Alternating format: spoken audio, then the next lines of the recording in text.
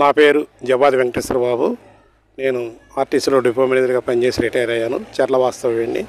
Impact ఫౌండేషన్లో trainer and motivational speaker.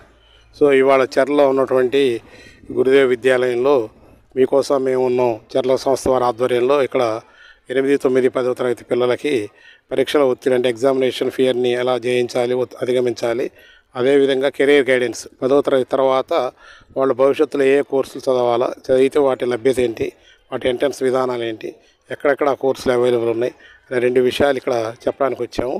So ఇక్కడ ముఖ్యంగా ఏంటంటే ఈ పిల్లలు చిన్నప్పటి నుంచే పరీక్షలు ఒత్తిడికి గురైపోయి పరీక్షలు వచ్చినప్పుడు కొన్ని వేరే పరిస్థితులకు వెళ్ళడం, అంటే వేరే పరిస్థితి ఇన్ ది సెన్స్ ఒత్తిడిని తట్టుకోలేక కొంతమంది సూసైడ్స్ కూడా చేసుకోవడం జరుగుతూ ఉంది.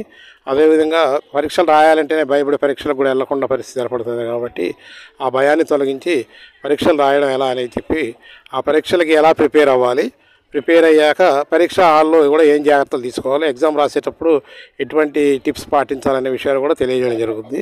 అదేవిధంగా వీళ్ళు తదుపరి 8, 9, 10 తరగతుల వాళ్ళు తర్వాత తరంలో అంటే 10 అయిపోయాక ఏ కోర్సులు వాళ్ళకి విల్లింగ్ ఉన్న కోర్సులు ఏంటి.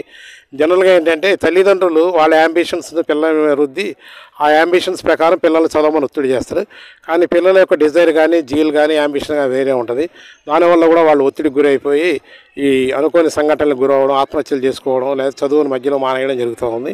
అట్లా కాకుండా వాళ్ళకి ఏ రంగంలో ఇష్టం ఉందో ఆ రంగంలోనే వాళ్ళని మనం ప్రేరేపించగలిగితే వాళ్ళు ఆ రంగంలో వెళ్ళి ఉజ్వల భవిష్యత్తు క్రియేట్ చేసుకోవడం, తద్వారా భారతదేశ నిర్మాణానికి వాళ్ళు సహకరించే వాళ్ళు అవుతారని చెప్పి మా ఇంపాక్ట్ ఫౌండేషన్ ద్వారా ఈ కార్యక్రమాలు చాలా పెద్ద ఎత్తున చేయిస్తున్నాం.